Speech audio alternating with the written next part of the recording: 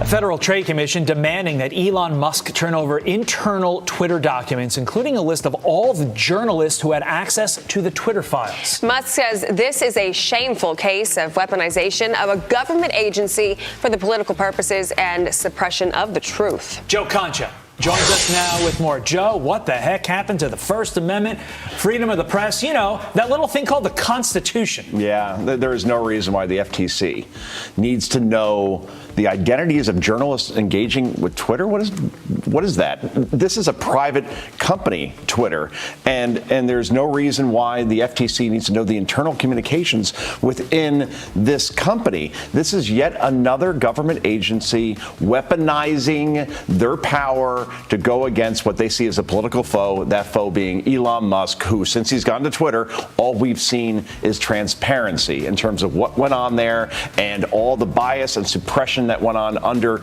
Jack Dorsey during that era. And now the FTC is getting involved here. It doesn't make any sense, Todd, actually. Isn't it also a little odd? I mean, maybe you won't think it's that odd, but they're so specific about information about former FBI agent James Baker.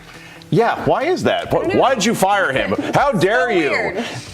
It's Elon Musk's company. They can fire and hire whoever they want. Again, this is why there is such low trust in government and institutions in general when we see our government acting this way and putting their nose and butting into situations they have no business butting into, guys. Yeah, literally, the FTC is engaging in an HR question with regard to James Baker. Right. It makes no sense. Like, that's not even in their purview.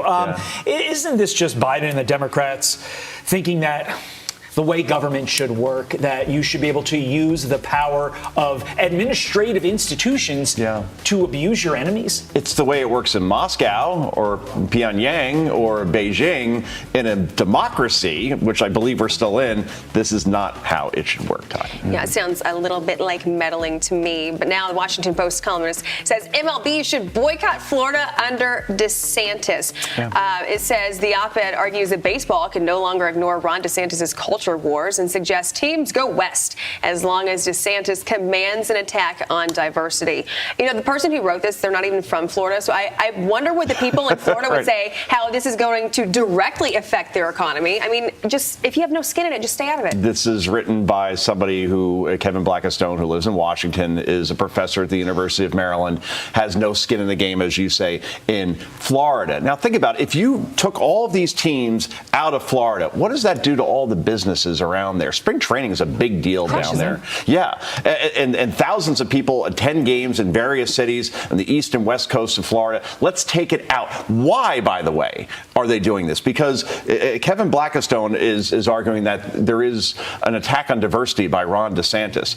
The only attack on diversity that's happening here is by Kevin Blackistone, Washington Post, on the diversity of thought, because he disagrees with the way Ron DeSantis is going about his business down there. The guy who just won by 20 points, by the way, in November, won in Democrat counties like Palm Beach, like Miami-Dade, and we saw what happened, Todd, Ashley, when we saw political activists posing as journalists in 2021 when they argued that the Major League Baseball All-Star Game should be pulled out of Atlanta, right? And what was that over? Voting rights, right? And it's being suppressed. It's Jim Crow 2.0. And then what happened? Georgia has set voting records in the past two elections under this.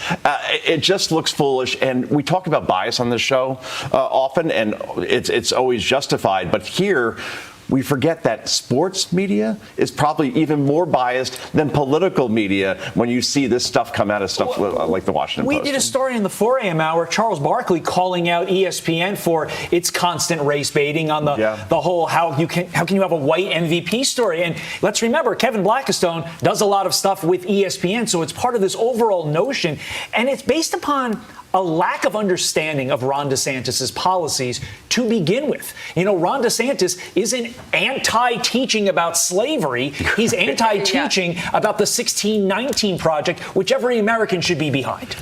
1619 Project, its core premise is that the Revolutionary War, that was the one with England, was fought over slavery.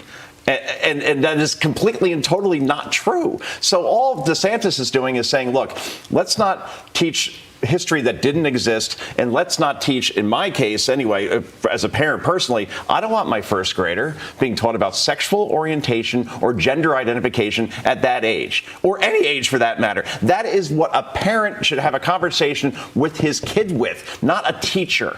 And that's all DeSantis is saying. It's being completely misconstrued by not only political media, but now sports media as well is involved. They're all Congratulations. after him. Yes. Or ESPN, hear me out, could focus on, wait for it, sports. But what do I know? Joe Concha. Joe Concha knows a lot. We appreciate him coming a little bit, yeah. live Thank in studio. you. I'll be He's on teasing Fox a and Friends segment on later. Fox. Yeah, there's going to be a basketball thing. Yeah. Big East tournament.